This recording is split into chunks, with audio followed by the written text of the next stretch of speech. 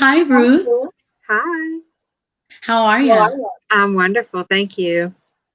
Well, thank you for coming with us, Ruth. Today, I have here Ruth Mcmullen. She is the Chief Deputy Clerk of Court in Gwinnett County. She has been practicing law for over 20 years. She holds a Juris Doctorate law degree from Emory School of Law, and her favorite book is The Autobiography of Malcolm X. Ruth, how are you today? Wonderful. Thanks for having me, Leslie. This is in regards to the Women's Career Panel of 2021. We are holding it today, a bit virtual, a bit different, but nonetheless, the enthusiasm is still there. Thank you for your time. My pleasure. Now, I did want to start off by saying, I know that you do have your Juris Doctorate law degree from Emory School of Law, but how many years did it take for you to earn it? Well, so to go to law school, you first have to go to college and get an undergraduate degree. So that was 4 years of college. And then law school itself, if you go straight through, that's 3 years. So 7 years total. What are some of the challenges you face going into your career? I think, I started my career as an attorney 20 years ago, and society was a lot different. So it was really hard to be an attorney and be a woman. I went to law school straight from college. So I was 25 years old when I became a lawyer, and that's relatively young.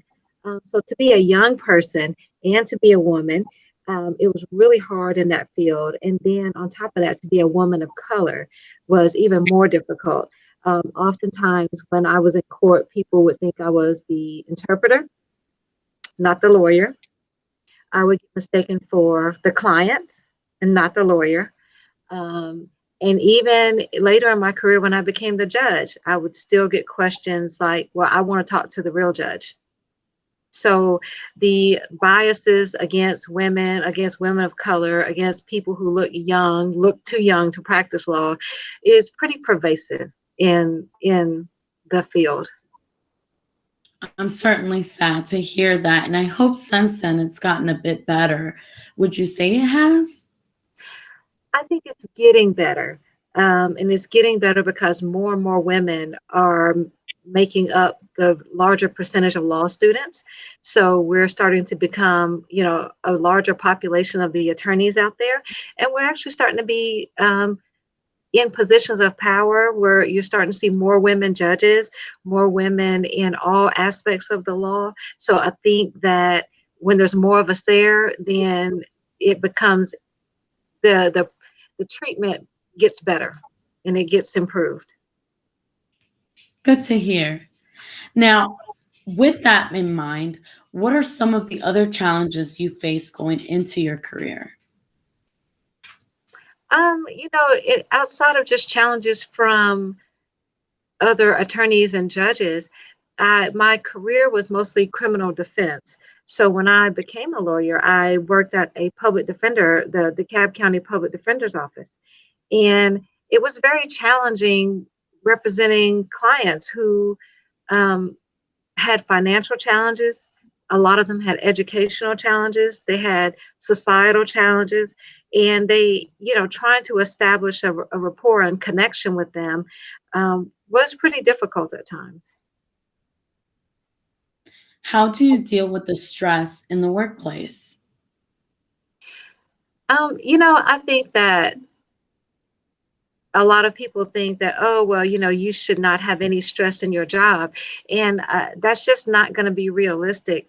Because when you think about it, if you want to be a lawyer, whether you are a public defender or a prosecutor, or you're a corporate lawyer, or you're doing intellectual property, any type of law that you practice is going to be stressful.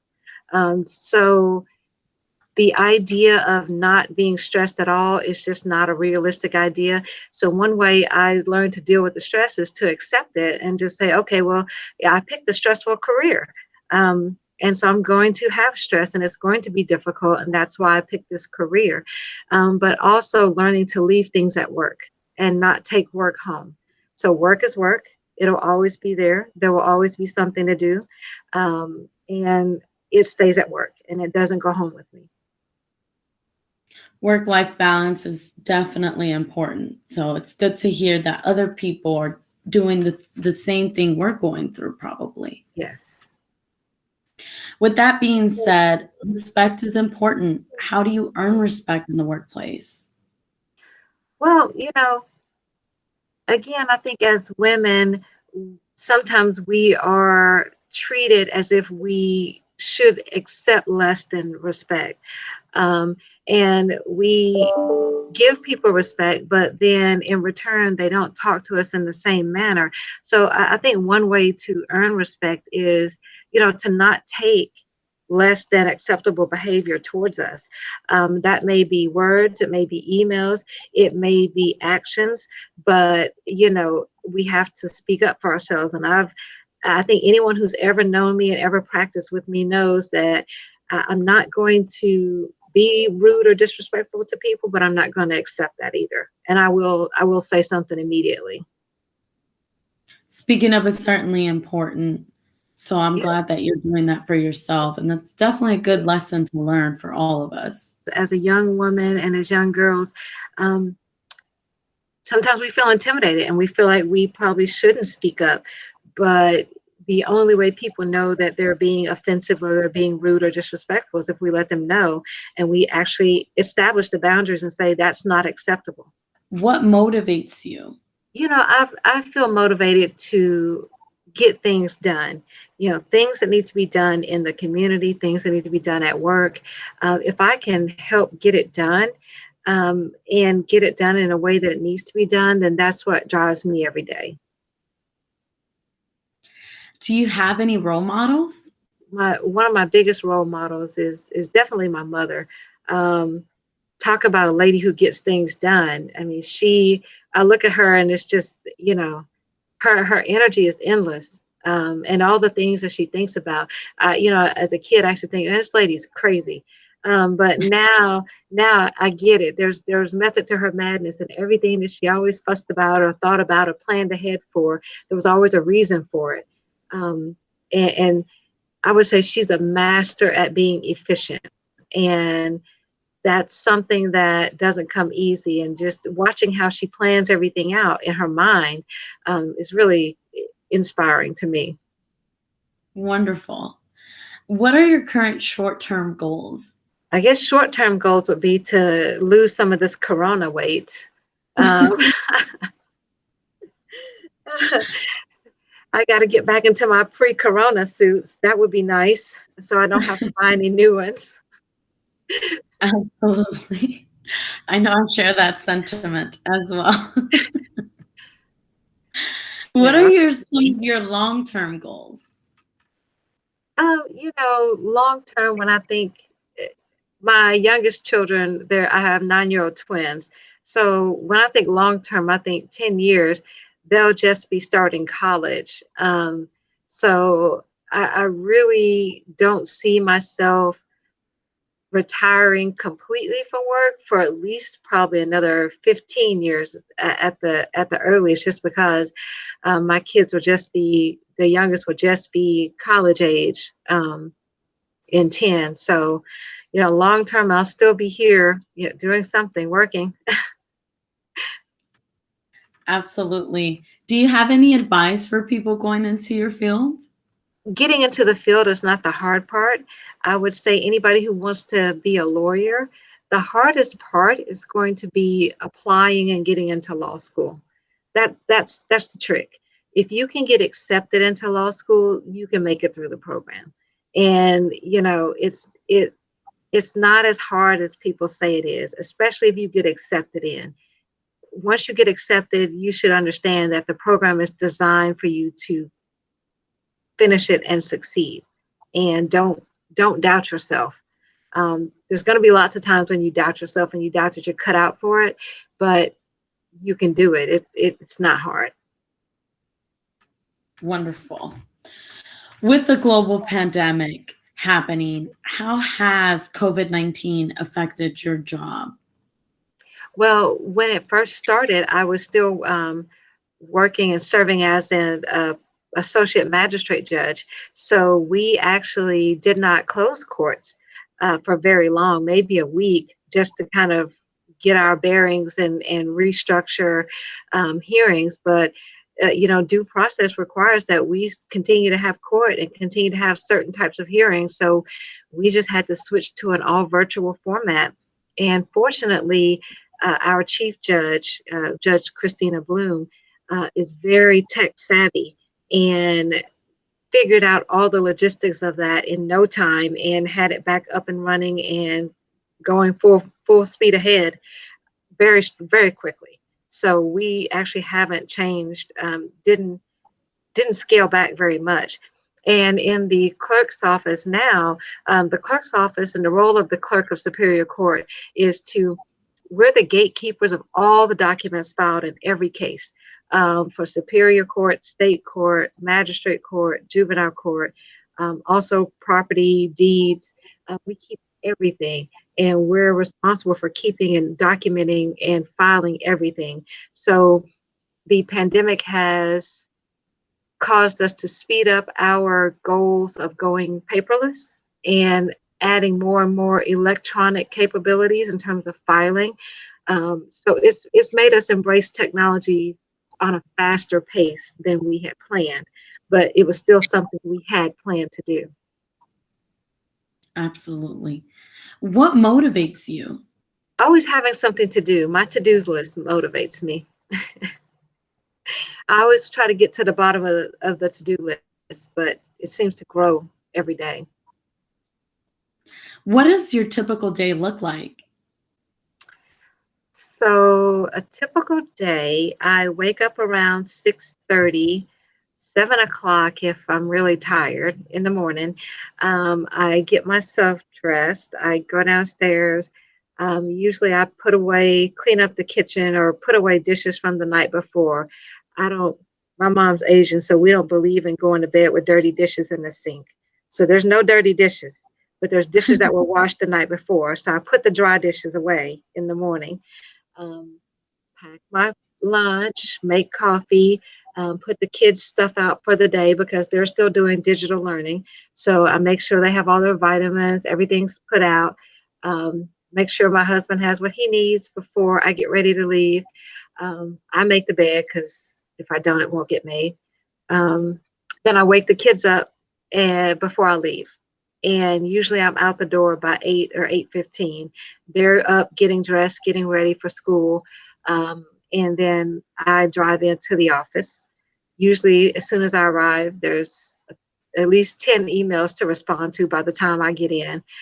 So then I set up everything. I start responding to emails, phone calls, any emergency situations that come up. I have meetings scheduled several times a day. So, I go through and see what meetings I need to be ready for and where I need to be, and then attend the various meetings.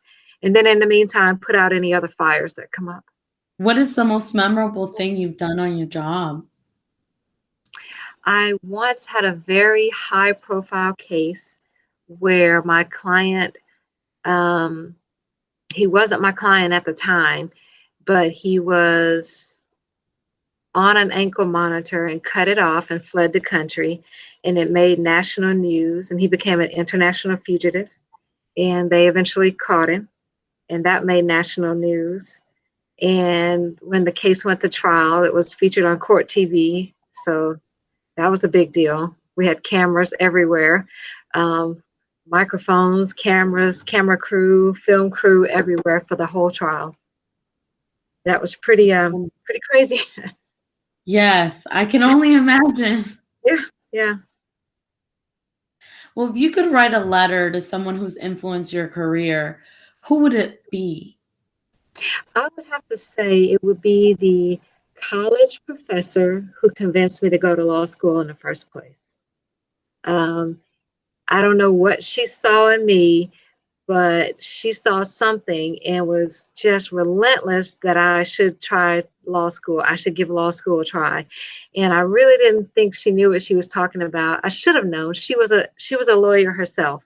But I really didn't think she was serious. And she kept really pushing me and really insisting that I should take the LSAT and I should give it a try. And lo and behold, I did and ended up going to law school. Do you feel like that was the right decision? For a long time, no. Once I got to law school, I really felt like for a while I made a mistake. But after a while, I just resigned myself that I'm in school, I'm in law school, I can't quit. There's no turning back. I'm just I I'm here. I'm going to finish this degree, and I will see what happens. Um, and there's been no looking back since then. So ultimately, yes, that was the right decision. But in the beginning, I questioned myself almost every day. What are your goals after your career has ended?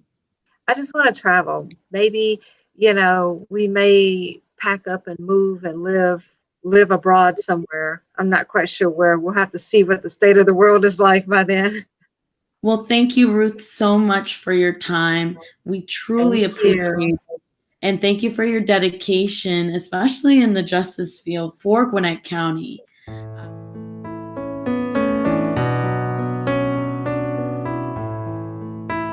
Hi, it's Leslie, and I'm here with Stephanie Rooks. Hi, Stephanie. Hey, good morning, Leslie. How are you? Good, good. Thank you for being with us today, and we appreciate your time. Oh, it is my pleasure. I was looking forward to it. Thanks for asking me. I was looking forward to talking with you and being a part of anything that Gwinnett County Public Library has. So, yeah. Amazing. Thank you. Well, Stephanie Rooks is the Vice President of Adult Education at Gwinnett Technical College. She has a bachelor's degree in liberal arts and sciences from Oglethorpe University, as well as a master's degree in organizational leadership from Brenau University. Her favorite book is Presumed Innocent by Scott Turow. As well as your master's, you also have a bachelor's degree. Do you want to elaborate a bit more how many years it took to get that or why you picked those concentrations? Sure. Really briefly, as I told you earlier, Leslie, I started out my undergraduate journey back in 1981, but I started at University of Illinois in Urbana-Champaign. I didn't finish because I fooled around too much and didn't finish. Then got married and got really off track. Then. I realized that I needed to go on and complete that if I wanted to be able to have a career. And so I was here in Atlanta at that point, and then I enrolled at Oglethorpe University, and they had a great liberal arts and sciences degree that they allowed me to transfer a lot of my credits in from University of Illinois. And that is how I got on that track at Oglethorpe University. So that's what happened.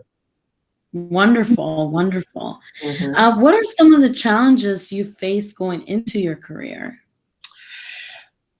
When I first went into college back when I was 18, my major was broadcast journalism.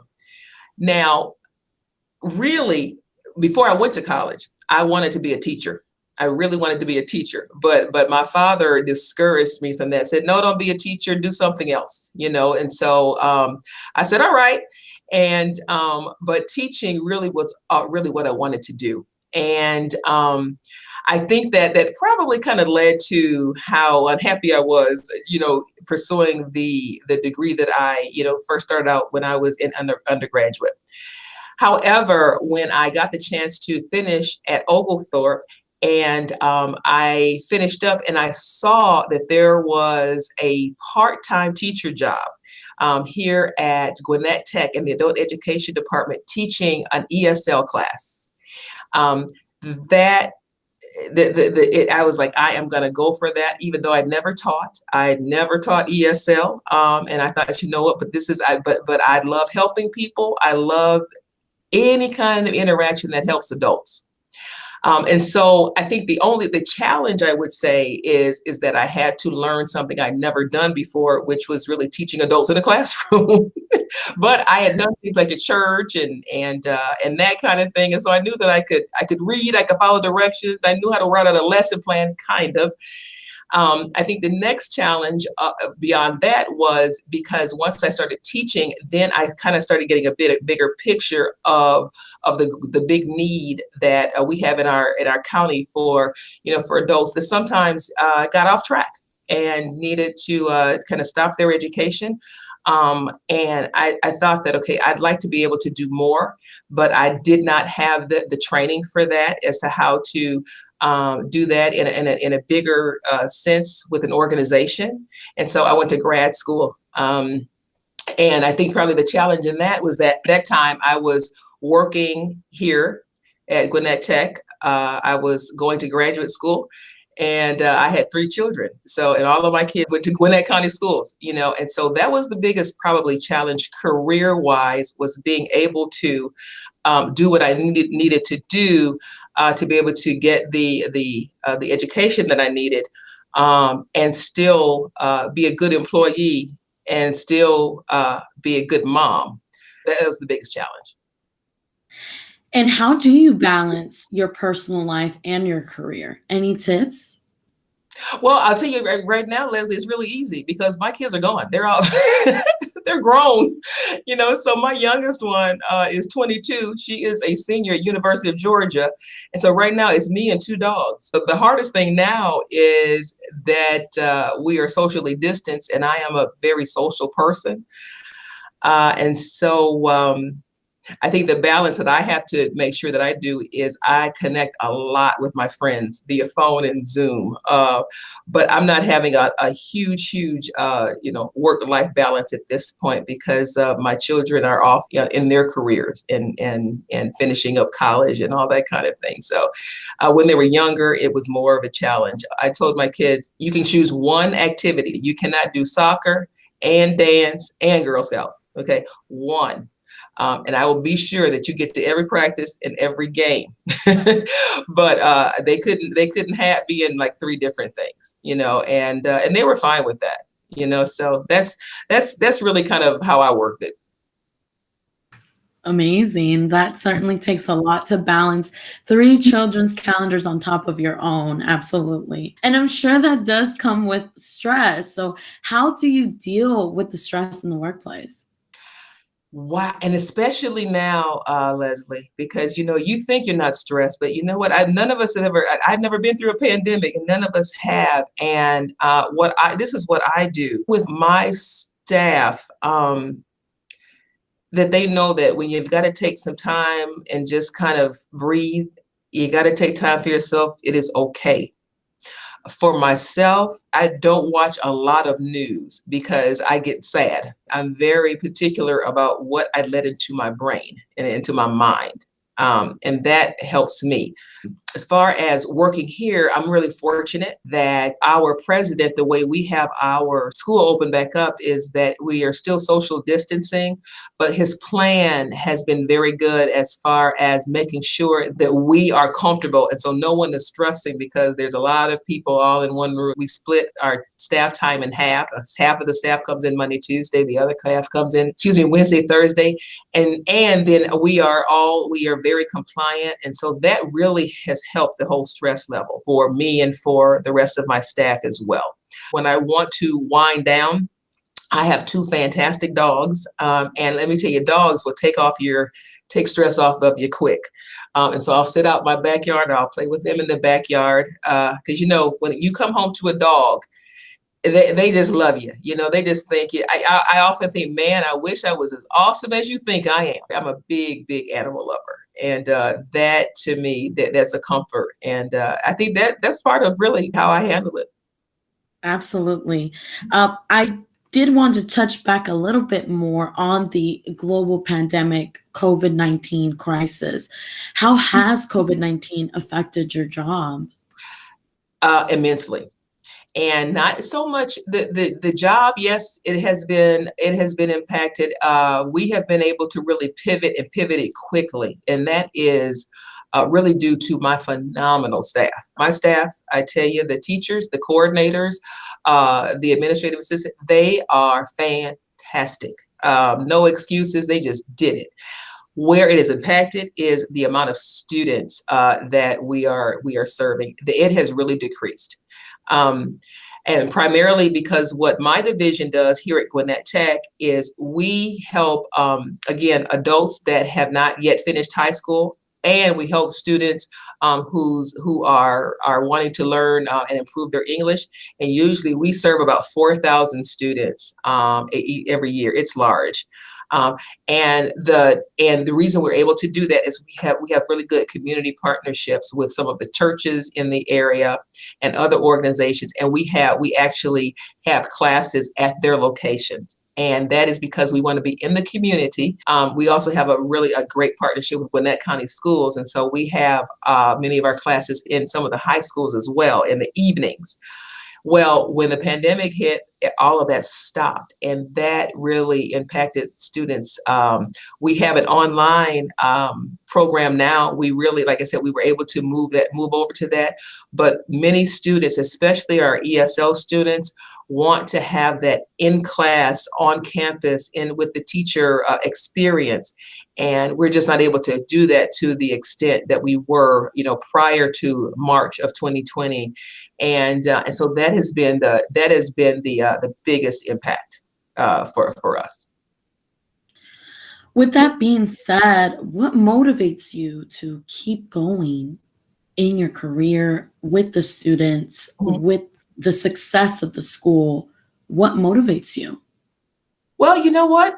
I love what I do. I just think that there are so many of our Gwinnetians, I'll say, that did not, were not able for some reason to take that traditional route of being able to, be a part of the high school experience and finish it. Life happens. I know life happens, to everyone. And there are so many opportunities now for adults that want to come back. You can get your high school equivalency with us, in a matter of months. You can also, we've been able to do some things where you can combine getting that GED high school equivalency and a certification at Gwinnett Tech at the same time within 10 to 14 weeks. And then you are able to get a great job in a high demand career. What motivates me is that there are going to be so many more programs and models that are going to benefit the people in our community. But also that is going to also help the economics of our county too, because, when our neighbors and our friends and everybody is able to have an opportunity to have a career that will at least have, and then make a wage, that will allow them to sustain their families. And it doesn't take you, it's not going to take you 3 or 4 years to be in college in order to get that. That's what motivates me. And there's a lot coming on the horizon that I'm excited about that is going to cater to the folks in Gwinnett County. And that motivates me. The other, is that, I have a great staff. I want them to be able to still have a great place to work at. You know what? I feel like it is my responsibility as the person that's in charge of the division to make sure that the work environment, for my staff is as productive, and positive, as it possibly can be during this time.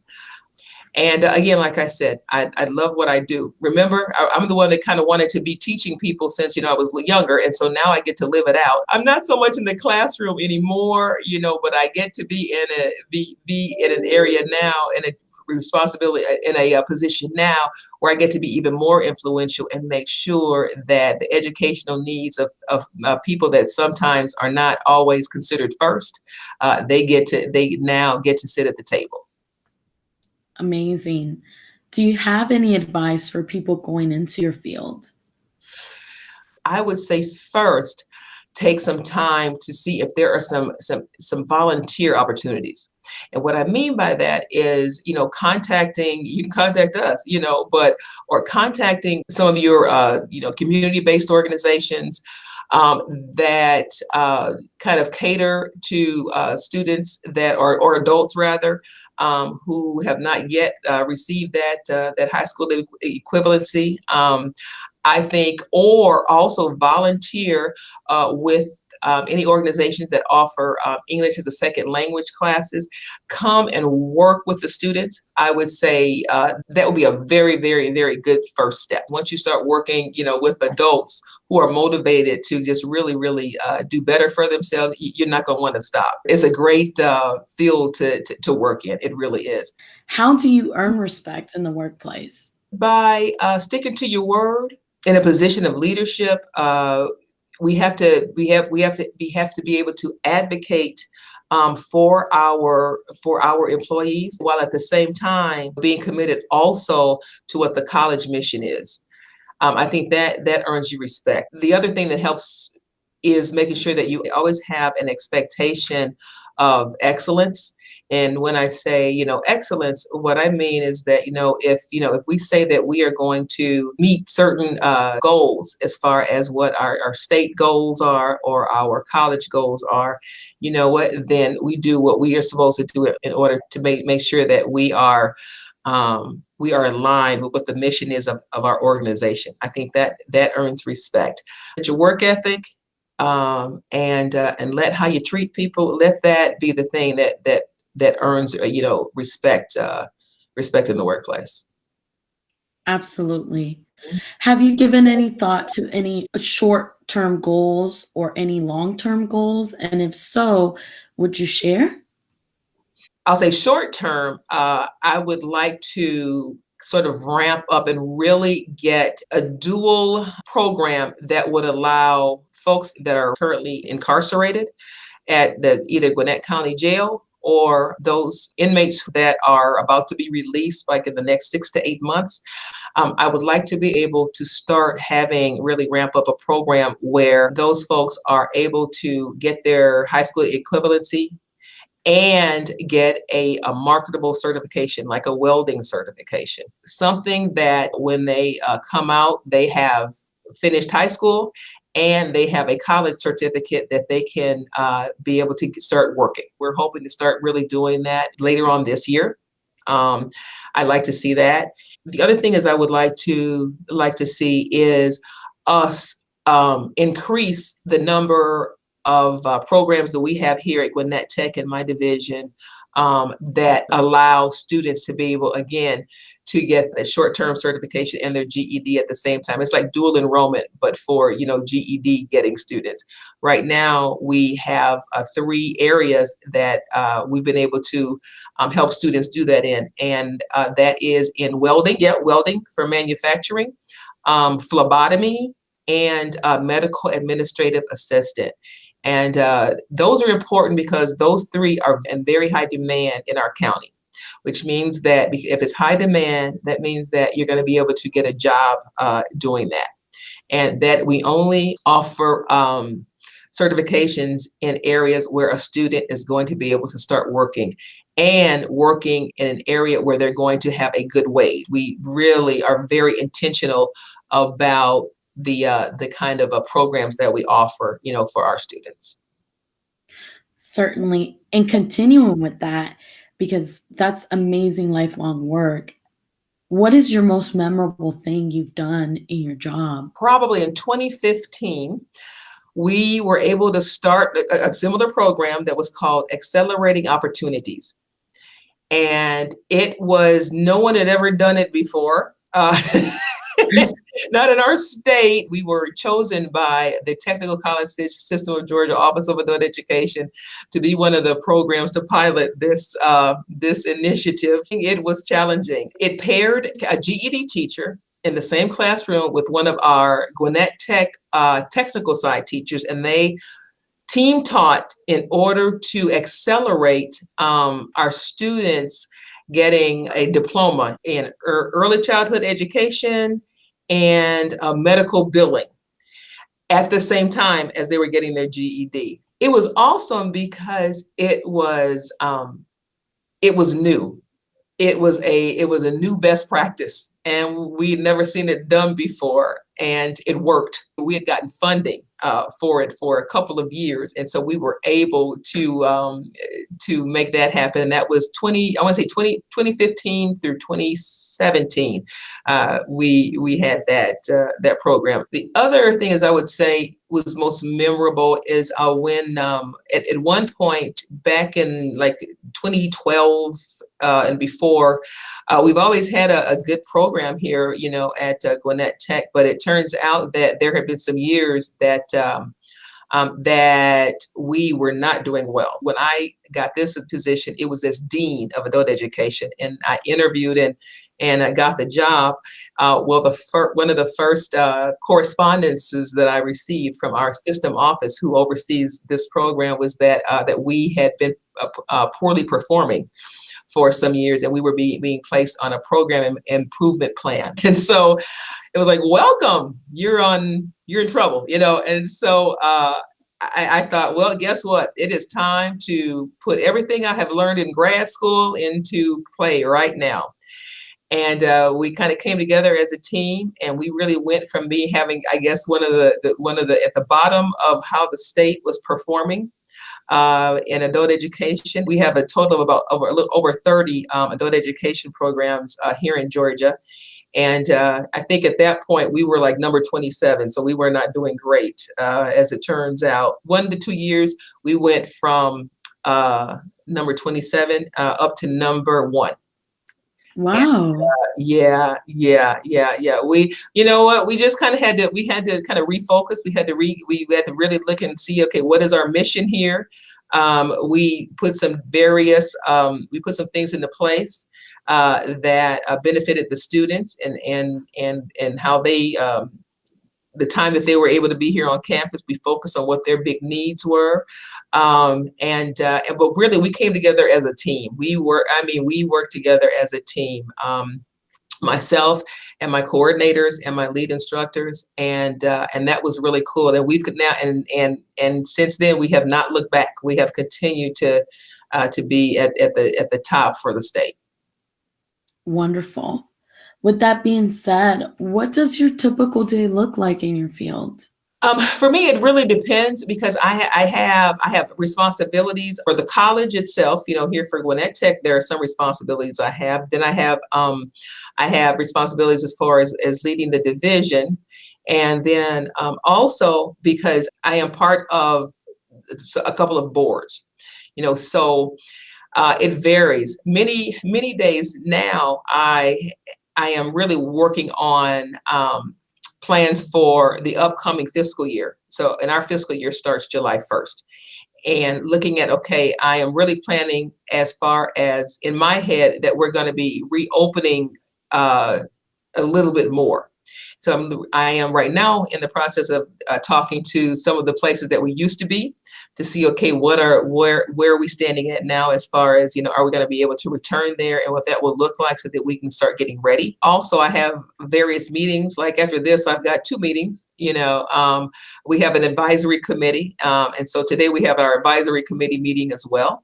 Every other week, I have a leadership team meeting with our president of our college and the rest of the other vice presidents. I also have the responsibility of doing, obviously, evaluations for, my staff.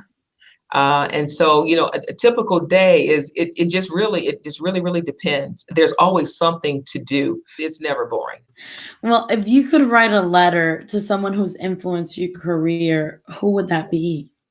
Probably the first person I would write it would be to the person that initially hired me at Gwinnett Tech in 2001, because I've worked here since 2001. I haven't left. And so I would say that her name is Maxine Clay. She at the time, she was the person who was in charge of the ESL program. And she is the person that said, okay, I'm gonna give you a chance here. And told me, come in, I'm going to give you this class. And she, she let me do it, even though I'd never done it before, so I would write to her and say, Maxine, again, thank you so much for hiring me when I came in and interviewed to be that ESL teacher. Because if she hadn't, I probably would have never gotten a chance to work here and do what I get to do. Amazing. Do you have any role models? My parents were the hardest working people. I mean, they had a work ethic, and I so appreciated that in them. The other, I would say, my role models, where my parents are concerned, they just were no excuse people. It's like, listen, if you just do it. They were not, overly, sentimental when it came to that, and so I loved their tenacity. And so definitely I would say my parents are role models for sure. One of my former colleague, well, bosses rather, supervisors, Dr. Victoria Seals. She is now the president at Atlanta Technical College.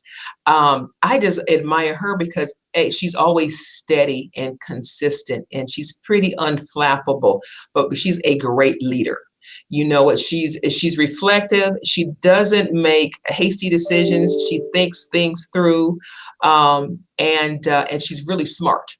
And so I think I would say for sure she is definitely a role model for me. I have some friends also that are great in their careers, but are just really cool people. They're professionals and they're about their business, but also at the same time they're fun and they're relatable. I'll seek counsel from various people when there's something that I don't quite know what to do, because they've been in executive positions, and I will, I'm not too proud to ask anybody, for help. You're certainly in good company.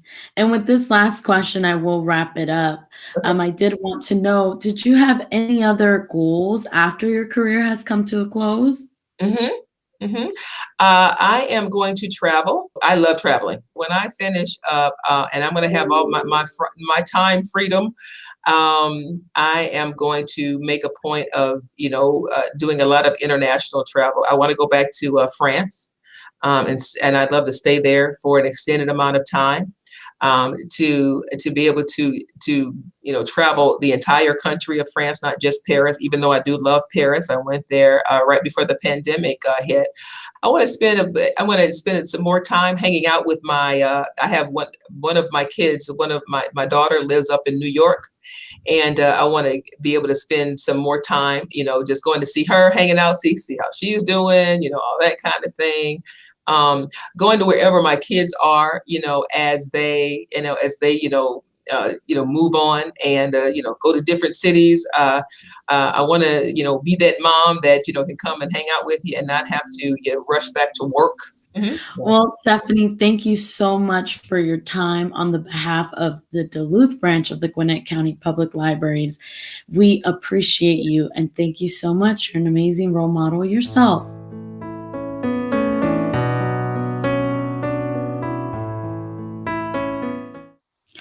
Here with me today, I have Angie Jugenheimer.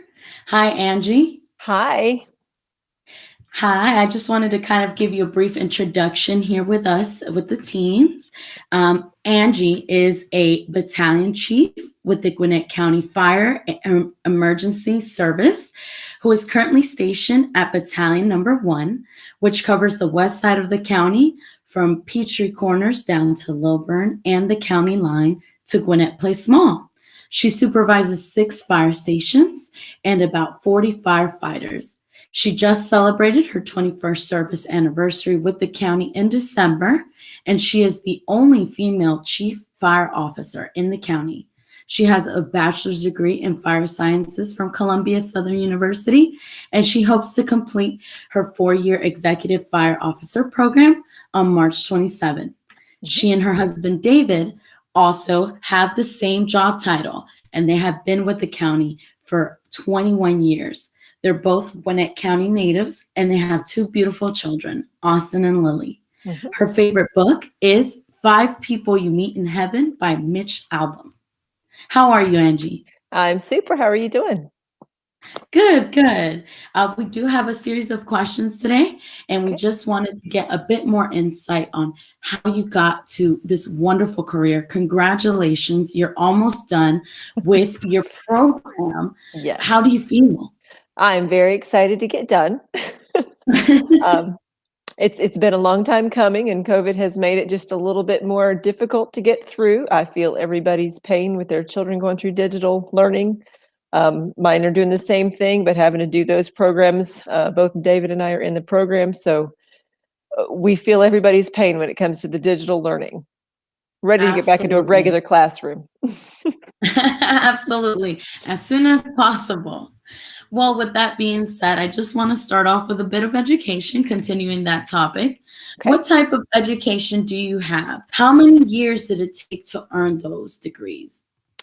So I've had kind of a combination of traditional and non-traditional routes of education. I'm a lifelong learner, and when I finished high school, I went off to college full time. And, I was bent and determined that I was going to go to medical school someday. And that's what I had my plan set on. And after a couple of years at school, I realized that was just not what I wanted to do with my life. And couldn't afford to stay at college full time the rest of my time. So I moved home and started going to school part time while I was working, and chipped away at it year after year. Finally, after I got on the fire service, eventually finished, started with 2 associate's degrees and then eventually a bachelor's degree. So just chipping away at all of those during life, it took me about 15 years to get everything done. Absolutely. And that's such a wonderful message to send off. Everyone's on their own journey. What are some of the challenges you face going into your career? As one of the first, one of the few women coming in, I was a very fit individual. I was a cross-country runner, so I had endurance, I had strength, but I had lower body strength and back strength. I did not have upper body strength. Learned that very quickly when I got into recruit school. I also know that I didn't have quite as much of the hands-on tool knowledge, small engine knowledge, that kind of stuff that a lot of my male counterparts had when we got into recruit school. So it took me just a little bit of extra trying to get those things learned and make up for the stuff that I didn't have as life skills prior to coming on. I learned very quickly that we all have different strengths. And like I said, that was one that I had to try to overcompensate to match the rest of the guys that were in class with me. And then once we got out in the field, I guess the biggest thing was just that interaction with the rest of the guys in the station, and them not used to having a female working in the station with them on a day-to-day basis, or sleeping in the bunk room with them, whatever else, sharing bathrooms. That interaction was kind of different for all of us to have to learn to deal with. How do you deal with the stress in the workplace? I'm fortunate that I've got plenty of outlets. Like I said, I like to maintain my fitness. I've always been either a runner or recently discovered CrossFit, and I really work out kind of hard. That's kind of my mental way of brain dumping at the end of the day, I guess you could say, refreshing, renewing. I spend a lot of time with my kids and my family. We do a lot of outdoor activities. We're hikers and skiers and campers, and anything that we can do outside. We're a very active outdoor family. We're also very active in our church and try to volunteer with areas there as well. So you just have to find different areas and different outlets that you can have to help you kind of refresh when you're not at work. Wonderful. How do you balance your personal life and your career? Yeah, I have kind of a very unique situation since both my husband and I are both in the fire service. So our children have never grown up with anything else. They don't know 9-to-5 job parents because we're both on 24-hour shifts. When we had children, we went to opposite shifts, so we don't get to see each other. It's almost like being a single parent for a good portion of your life, because one of you is always at work, so the other one can always be home with the kids. And since we're both in the same job title, we both play sounding board for each other, and we're both kind of that person to vent to and to try to bounce things off of. so that we can try to get better at our jobs. So even when I'm off duty, I'm still kind of on duty because I'm his sounding board when he's at work, and he does the same thing for me. So our personal and professional lives are very intertwined. And that's something that's kind of unique to our situation.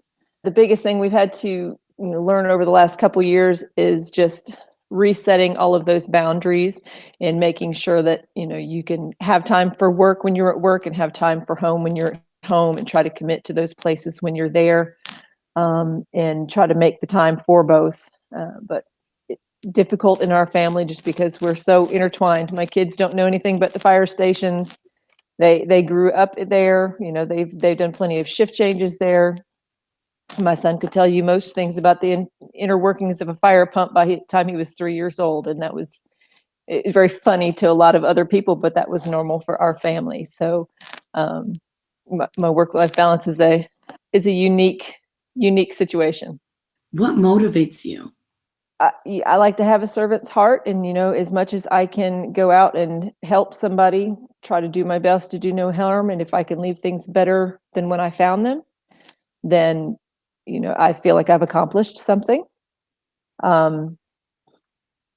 Everybody's motivation in this job really is just to go home safely at the end of the day to their families, and eventually go home safely at the end of your career so that you can live a nice full retirement, and really enjoy your off time after that.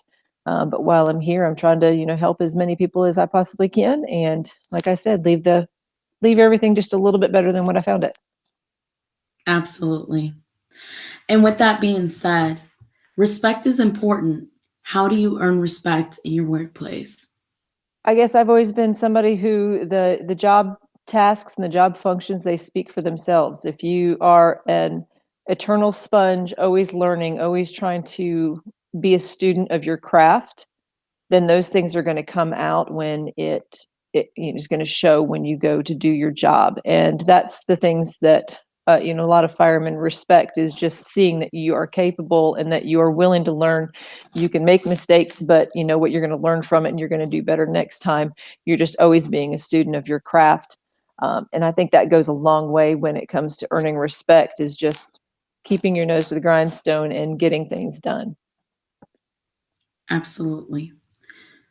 Who were your role models? Had quite a few over the course of my career. Obviously my parents were big influences on me growing up. We had a family business starting in my freshman year of high school, so I always had a professional relationship with my parents as well as personal relationship.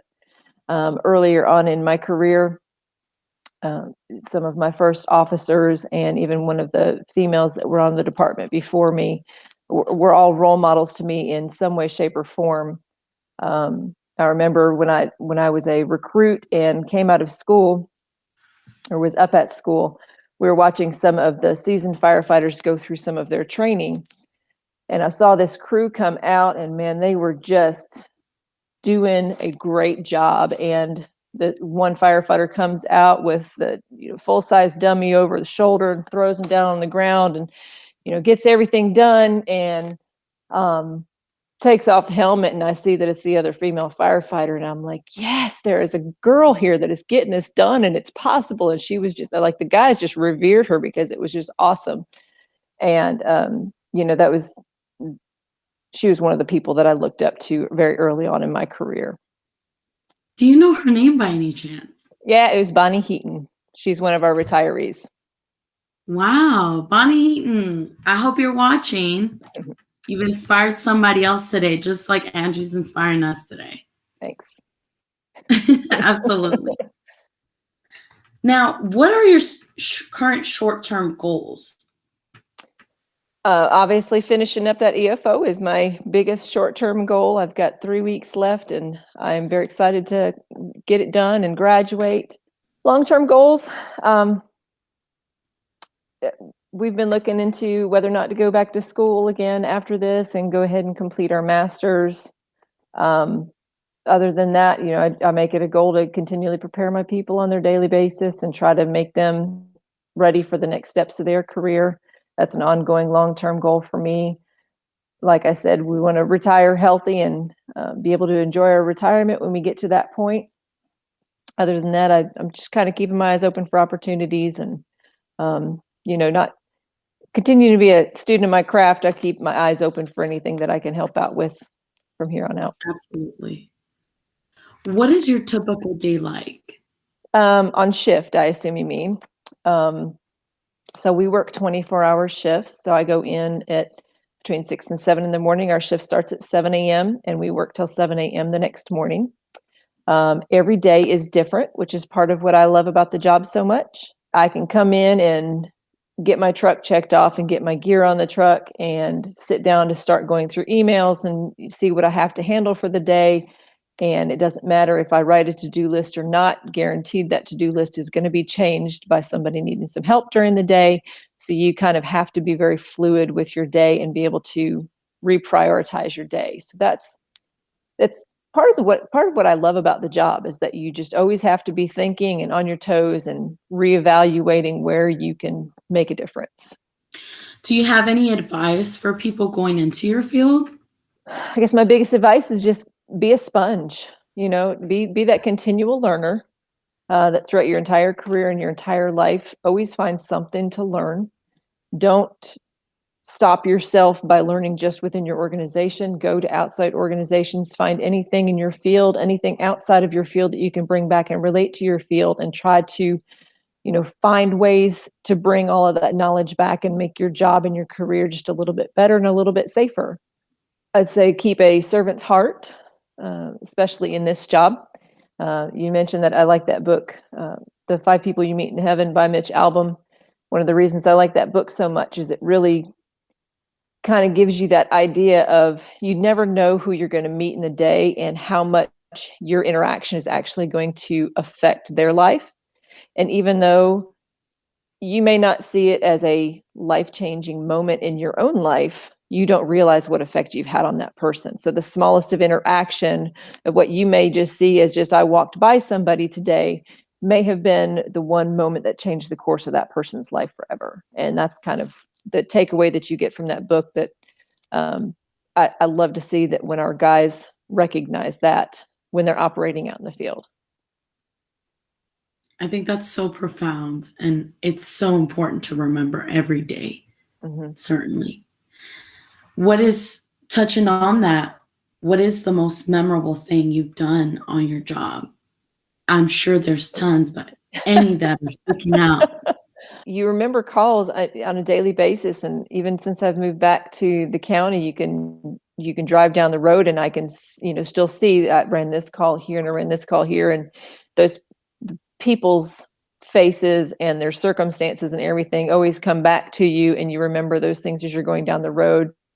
And every time that you pass those scene areas, I get a proud mom moment every time that one of my guys does something great or does, something where they get that kudos or that thank you from a citizen when they came in. They say, you really made one of the worst moments of my life just a little bit better by being there. And especially if they're people that I've helped train or that I've helped bring up, that's kind of that proud mama moment for me. Absolutely. You're a hero. You and everyone out there, certainly. Our first responders, they're heroes. So thank you for your service to our community. We appreciate it. Well, we enjoy doing it. If you could write a letter to someone who's influenced your career, who would that be? One of the most influential people along the course of my career has been my husband, because he has been with me since recruit school. He's always been my sounding board and kind of that person who's grounding me. Whenever I get done with a call, I need to either get it off my mind, run back through it, see if there's anything I can do that, learn for next time. There really hasn't been that one other person who has been able to help me develop myself in any other way and still be as completely real as I needed them to be, as he has been along the way. So probably go to him. Wonderful. And on that note, Angie, thank you so much. We truly appreciate it here at the Duluth Branch Library and the Gwinnett County Public Library Systems. We appreciate your time and we appreciate your candor. Thank you Absolutely. so much for being with us today. Well, thank you for having me.